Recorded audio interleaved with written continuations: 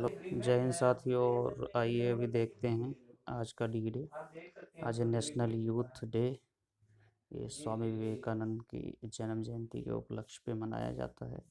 स्वामी विवेकानंद 12 जनवरी 1863 में पैदा हुए थे और इनकी जो निधन है वो 4 जुलाई 1902 को हुआ था। तो आइए हम देखते हैं। We are what our thoughts have made us. So take care about what you think. Words are secondary, thoughts live. देखिए इनका जो पहला ही कोटेशन है, ये कह रहे हैं कि जो थॉट्स है वो जिंदा रहता है।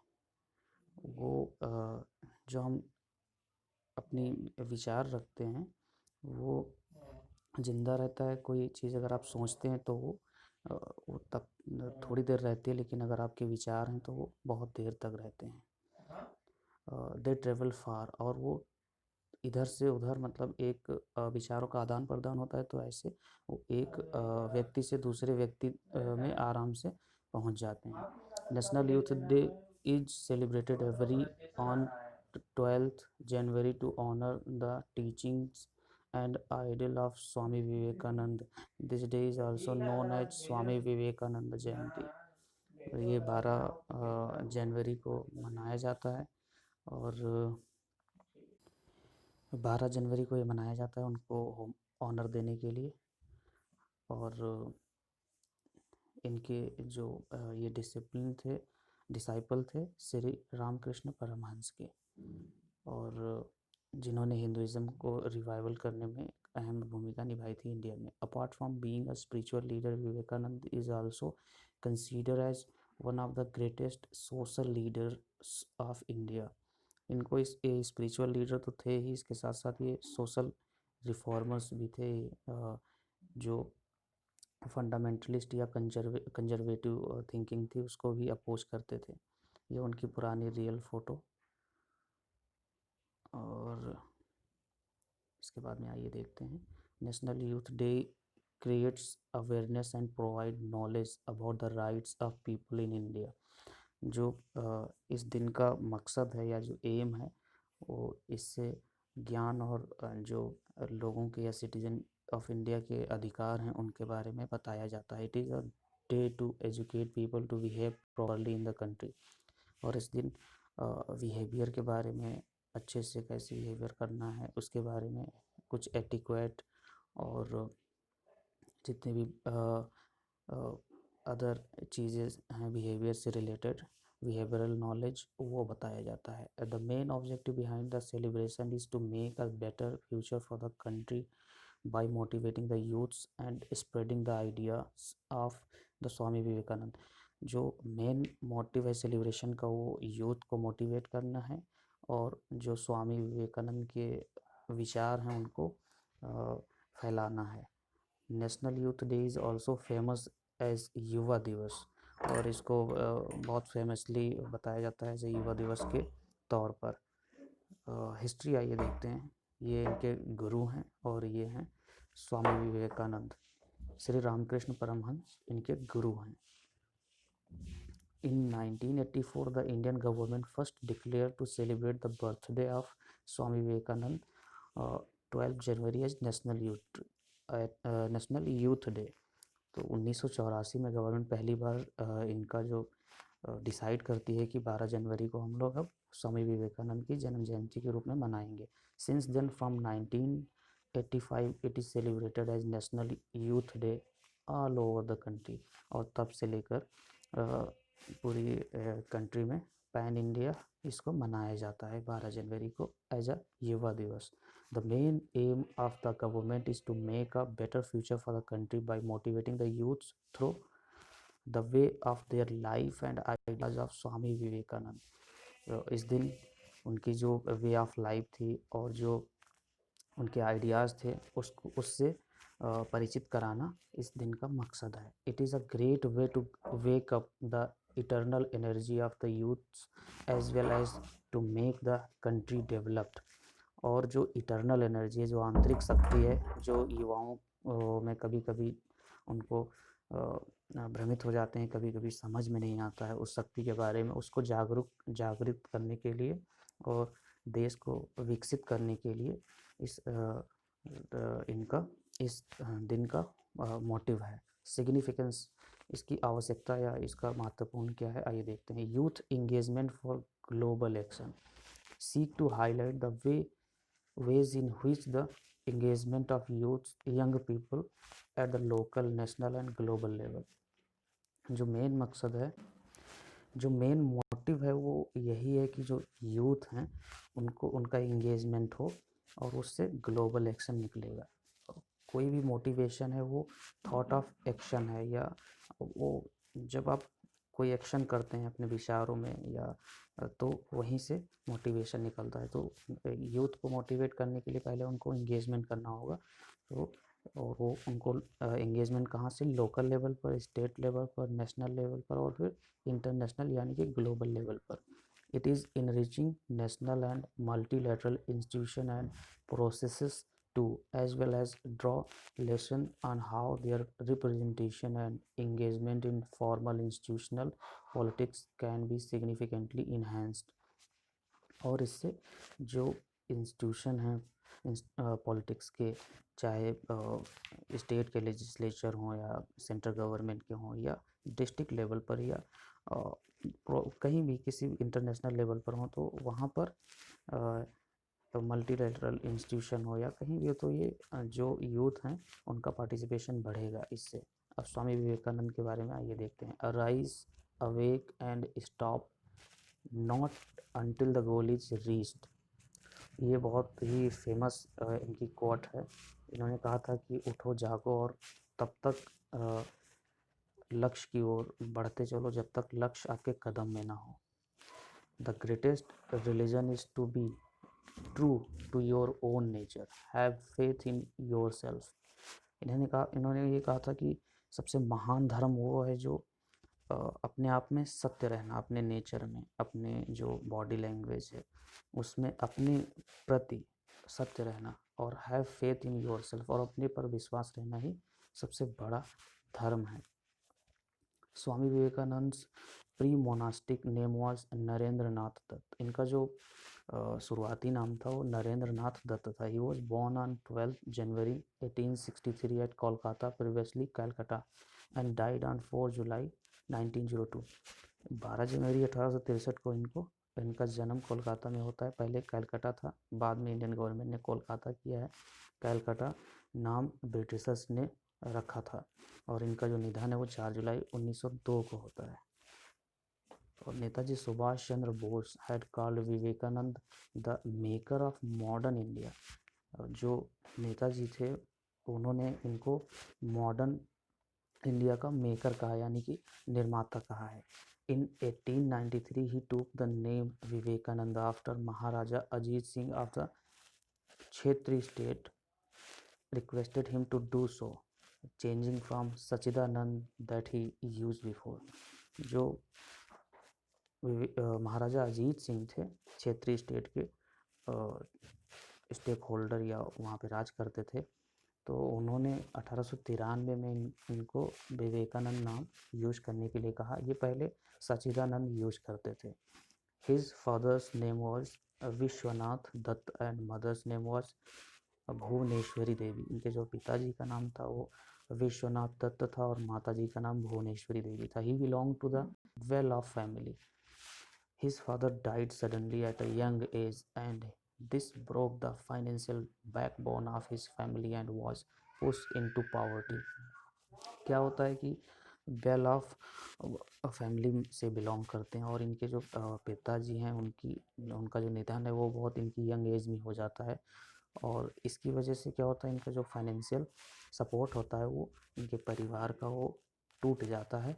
जो रीढ़ की हड्डी रहती है वो ही जब नहीं रहेगी फैमिली में तो फाइनेंशियल क्राइसिस आएगा ही, और इससे इनकी फैमिली जो है वो पॉवर्टी में धकेल जाती है।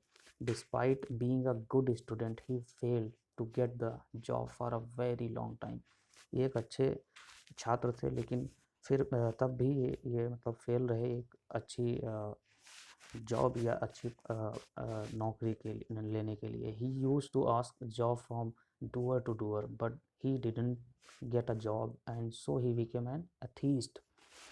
और क्या होता है कि ये एक घर से दूसरे घर में मतलब अपना काम की तलाश में देखते हैं, लेकिन ये उसमें भी फेल होते हैं और फिर ये एथीस्ट बन जाते हैं। फिलोसफी इनकी देखते हैं अद्वैत वेदांता। अद्वैत अद्वैत वेदांता इनकी फिलोसफी है।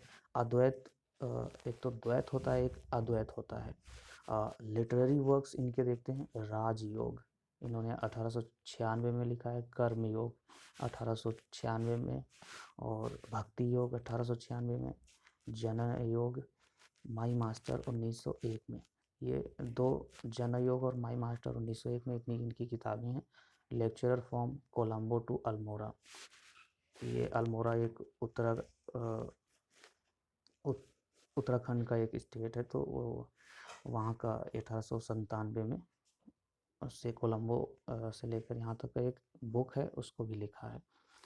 स्पिरिचुअलिटी के बारे में आइए देखते हैं। One of his English professors introduce him with the name of Shri Ramakrishna Paramahamsa and in 1881 he met with Shri Ramakrishna Paramahamsa. इनके जो एक इंग्लिश प्रोफेसर थे, उन्होंने रामकृष्ण परमहंस से इनको मिलवाया 1881 में। और फिर एट दक्षिणेश्वर काली टेम्पल में रहते थे and become a disciple of saint Ramakrishna Paramhansa, और ये उनके अनुयायी बन गए Vivekananda. He introduced Indian philosophies of Vedanta and yoga to the western world. जो रामकृष्ण परमहंस थे, उन्होंने वेदांता और योगा को वेस्टर्न वर्ल्ड में फैलाया या इनकी फ़िलॉसफी को वहाँ विस्तारित किया। He was extremely patriotic towards India and is considered a hero for his contribution to the philosophies of his country। और ये बहुत ही देशभक्त थे और इनको एज अ नायक देखा जाता था फिलोसफीज़ की क्षेत्र में, अपने कंट्री को फिलोसफी के क्षेत्र में दुनिया को दिखाने या बढ़ाने में। He also drew attention to the widespread poverty in India and for the development of the country poverty issue should be taken seriously। और इनका जो मेन अटेंशन इन्होंने ड्रू कराया पावर्टी की तरफ, जो इंडिया में पावर्टी थी। और इसके बाद में इन्होंने कहा कि पावर्टी को सीरियस इशू समझा जाना चाहिए, ना कि उसको एक ऐसे ही छोड़ देना चाहिए। He is best known for his speech at the parliament of the world's religions in Chicago in 1893 when he began his speech while saying sisters and brothers of America। देखिए जो इनकी फेमस स्पीच थी, आज भी है YouTube पे, वो world जो रिलीजियस पार्लियामेंट में स्पीच चल रही थी 1893 में, उन्होंने जो पहली लाइन थी वो शुरू किया sister and brothers of America, और इसके बाद में introduce India's culture its importance Hinduism, और वहाँ पे इंडिया के कल्चर और हिंदुज़म के बारे में वहाँ पर बताया। Establish the Ramakrishna mission in 1897, और रामकृष्ण मिशन की स्थापना की 1897 में। It is an organization which works in the area of value-based education, culture, health, women's empowerment, youth and tribal welfare and relief and rehabilitation। जो रामकृष्ण मिशन था, इसका उद्देश्य था value based education, quality education, अपने कल्चर संस्कृति को, स्वास्थ्य को और महिलाओं के उत्थान के लिए, और जो युवा हैं और जो ट्राइबल हैं, जो जनजाति, उनके वेलफेयर के लिए, और रिलीफ मतलब कुछ चीज़ रिलीफ देने के लिए, उनको छूट देने के लिए जो ट्राइबल्स थे, और उनको रिहैबिलिटेशन के लिए, उनको उनके पुनरुत्थान के लिए ये मिशन काम कर रहा था। ही डाइड एट वेलूर मठ इन 1902। वेलूर मठ में इनका निधन हो जाता है 1902 में। वेलूर मठ है वेस्ट बंगाल में। It is headquarter of Ramakrishna Mission Math and Ramakrishna Mission. और जो वेस्ट बंगाल में वेलूर मठ है, ये आज भी है, और ये हेडक्वार्टर है रामकृष्ण मिशन का और रामकृष्ण मठ का। टीचिंग एंड यूथ, ये एक इमेज है। और आइए देखते हैं आगे भी। Swami Vivekananda always focused immensely on harnessing the potential of the youth. He wanted to inspire the young generation so that they could counter the British and attain independence. जो इनका immensely काम है वो इनका फोकस करना है यूथ के ऊपर फोकस था। और उस समय जब हम गुलाम थे या ब्रिटिश के अधीन थे, तो स्वाधीनता लेने के लिए या इंडिपेंडेंस के लिए ये इन्होंने जो यूथ को उसको एम्पावर किया और इंस्पायर किया। Swami Vivekananda weapons of winning the world were education and peace. इनका जो जैसे जो गांधी जी के बारे में कहते हैं कि सत्य और अहिंसा उनके दो वेपन्स थे। सत्य और अहिंसा, पीस एंड नॉन वायलेंस, वो हमेशा फॉलो करते थे। उनके टू वेपन्स थे। उसी तरह से स्वामी जी के टू वेपन्स थे, एजुकेशन एंड पीस। और इनका मानना था कि इसी से विश्व में शांति आ सकती है। He always portrayed himself as a nationalist saint. और ये अपने आप को ऐसी छवि बनाते थे या अपने आप को ऐसा बताते थे कि वो एक राष्ट्रीय संत हैं। Who wanted the youth to get out of their comfort zone and achieve absolutely anything they desire. और ये चाहते थे कि जो यूथ है वो अपने कंफर्ट जोन से बाहर निकले और जो भी उसकी इच्छा है वो अचीव करे। कंफर्ट जोन वो होता है जहाँ पे आदमी डेली की एक्टिविटी करता है, जहाँ रहना चाहता है, एक नॉर्मल लाइफ में जीना चाहता है, तो मतलब उससे वो बाहर नहीं निकलना चाहता। आप जैसे डेली उसको यही करना है कि हाँ मुझे एक नॉर्मल लाइफ ही जीनी है, तो नॉर्मलसी से ये थोड़ा सा ऊपर की तरफ या जो एक जोन है, तो उस जोन से अपने आप को बाहर निकालना, कुछ जो उसके मन में ऐसे जेन्युइन ना आता हो कि ये मैं कर सकता हूँ, अगर उससे हट के कुछ अच्छा करे तो उसको वो कंफर्ट जोन से समझ लो बाहर निकल रहा है। जैसे मान लीजिए आप 5 किलोमीटर रोज़ रनिंग करते हैं, लेकिन आप सोचे कि नहीं अब मैं 5 किलोमीटर से अपने आप को 8 किलोमीटर ले जाऊंगा, तो कंफर्ट जोन से 3 किलोमीटर आगे निकल रहा है। Swami Vivekananda had incredible understanding and knowledge of philosophy, religion, literature, Vedas, Puranas, Upanishads and what now। जो स्वामी जी की जो अंडरस्टैंडिंग है या ज्ञान है वो फिलॉसफी में, धर्म में, लिटरेचर में, वेद, पुराण और उपनिषद में, और बहुत बहुत इनकी जो अंडरस्टैंडिंग थी बहुत ही अच्छी थी। इन ऑल द क्लासेस ही टूक overseas, all the speeches he made, every word uttered by him was backed up intensive research and thorough knowledge of the concerned subject। ये कुछ भी बोलते थे तो उसको आत्मसात करके अपने ऊपर लागू करके फिर बोलते थे, और उसको वेल रिसर्च के थ्रू बोलते थे। कोई भी एक भी शब्द गलत या उस तरह का नहीं बोलना चाहते थे या नहीं बोलते थे। स्वामी विवेकानंदा's aspiration was to motivate the youth to an extent that they start voicing the changes they desire and ultimately, जो इनका मोटिवेट या एस्पिरेशन था वो यूथ को उनकी आवाज़ को चेंज करना और उनके डिज़ायर को अल्टीमेटली उन तक पहुंचाना था। अकम्प्लिश देम, मतलब उन तक पहुंचाना था। In order to honour his vision and motivate youth to act and it, national youth day is celebrated across the country. और इसी को ऑनर देने के लिए नेशनल यूथ डे मनाया जाता है। National youth parliament festival NYPF 2021, जो NYPF है 2021 में इसको बनाया गया है। आइए इसमें देखते हैं। It is celebrated every year from 12 January to 16 January. Also national youth day is observe on 12 January. 12 जनवरी से 16 जनवरी यानी कि 4 दिन तक ये जो सेलिब्रेशन है ये चलता है, और 12 जनवरी को तो यूथ डे मनाया जाता है, commemorate the birth anniversary of Swami Vivekananda, और जन्म जयंती पर। This year NYPF is also being organise along with the national youth festival.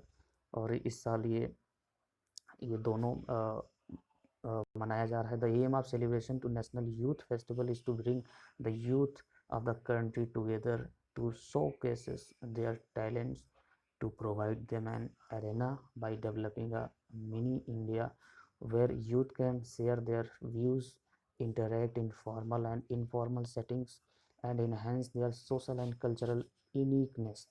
जो इसका मकसद है मनाने का, उसमें उनका जो सोशल और कल्चरल यूनिकनेस है, जैसे मान लीजिए कोई साउथ इंडिया का है या कोई नॉर्थ ईस्ट का है, कोई नदर्न स्टेट का है, तो उनमें जो यूनिक कल्चर है उनका, उसको आपस में इनकलकेट कराना, उनको आपस में परिचित कराना इसका मकसद है। The festival also promotes national integration, the spirit of communal harmony, brotherhood, courage and adventure। इस फेस्टिवल का इनका जो ये फेस्टिवल है वो प्रमोट करता है नेशनल इंटीग्रेशन, मतलब राष्ट्रीय जुड़ाव को, और स्पिरिट ऑफ कम्युनल हार्मनी, जो कौमी एकता है उसकी जो आत्मा है उसको बढ़ाने के लिए, ब्रदरहुड भाईचारा, और करेज साहस, और जो एडवेंचर है या अदम्य साहस है उसको बढ़ाने के लिए। The main aim is to generate the spirit, essence and concept of Ek Bharat श्रेष्ठ भारत। उसका जो मेन एम है वो स्पिरिट और इसेंस और कंसेप्ट बढ़ाना है एक भारत श्रेष्ठ भारत का। On 12 January 2021, Prime Minister Narendra Modi will address the second National Youth Parliament Festival at 10:30 AM through video conferencing।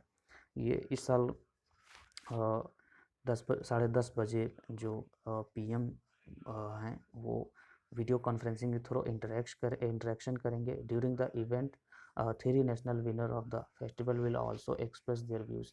और इसी इवेंट के दौरान 3 नेशनल विनर अपने व्यूज़ एक्सप्रेस करेंगे। The 24 national youth festival is being held in virtual mode due to कोविड-19 with the theme Yuva Utsah नए भारत का। जो इस साल का फेस्टिवल है वो वर्चुअल है, ऑनलाइन है, और इसका जो थीम है वो युवा उत्साह नए भारत का है। ये कोविड-19 की वजह से वर्चुअल है। ऑब्जेक्टिव क्या है? To listen to the voice of youth between 18 and less than 25 year of age. जो 18 से और 25 साल से बीच के युवा हैं उनकी आवाज़ को सुनना। Who are allowed to vote but can not stand as a candidate for election. ये इस एज के 18 से 25 साल के लोग हैं, वो वोट तो दे सकते हैं लेकिन इलेक्शन के लिए वो कैंडिडेट नहीं होते हैं। Through deliberation in youth parliaments at the district level and above. और इसी के मतलब यूथ पार्लियामेंट के जो जुड़ाव है वो डिस्ट्रिक्ट लेवल और उससे ऊपर तक है, मतलब इसमें कोई भी पार्टिसिपेट कर सकता है। तो सिर्फ लेकिन एज क्राइटेरिया है 18 से 25 साल। To develop and enhance decision making ability. इसका जो फेस्टिवल का जो मोटिव है डेवलप करना और इन्हेंस करना डिसीजन मेकिंग। कोई अगर आप डिसीजन ले रहे हैं तो उसमें क्षमता आपकी बढ़ाता है ये। To uplift the youth, to engage with public issue, understand the view of common man's points from their opinion and express it in an articulate manner। जो पब्लिक इशू है या कॉमन मैन का जो इशू है या उनके opinion हैं, उनके एक्सप्रेस हैं, उसको एक आर्टिकुलेट मैनर में इन्हेंस करना है। To develop in them are respect and tolerance for the views of other. जो उन रिस्पेक्ट और टॉलरेंस, ज़्यादातर क्या होता है लोग अपनी ही बात करते हैं, दूसरों को सुनना पसंद नहीं करते हैं। तो दूसरों को सुनना, उनको रिस्पेक्ट देना और उनको टॉलरेट करना ये फेस्टिवल का मोटिव है। To make their views available to the policy makers and implementer to take it forward. और जो युवा के व्यूज़ हैं 18 से 25 साल के बीच वाले, उनका जो व्यूज़ या उनकी वॉइस है या उनकी थिंकिंग है उसको पॉलिसी मेकिंग में और पॉलिसी इम्प्लीमेंटेशन में उनको यूज़ करना है। To develop an understanding in them regarding rules that are essential for conducting any discussion systematically and effectively. और समझदारी बढ़ाना है, रूल्स एंड और कुछ एसेंशियल आवश्यक कंडक्टिंग आचरण से रिलेटेड और जो सिस्टमेटिक एंड इफेक्टिवली डिस्कशन है उसको प्रमोट करना है। On vision of new India in 2022 to obtain and document their opinion. जो विज़न ऑफ न्यू इंडिया है 2022 का, उसको उसमें जो लोगों के ओपिनियन हैं उनको इनकलकेट करना और उनको न्यू इंडिया 22 के लिए एक तरह से उस विज़न को अचीव करने के लिए एक डॉक्यूमेंट बनाना है। इसी के साथ में ये यहाँ पे ख़त्म होता है। जय हिंद। Thanks for watching.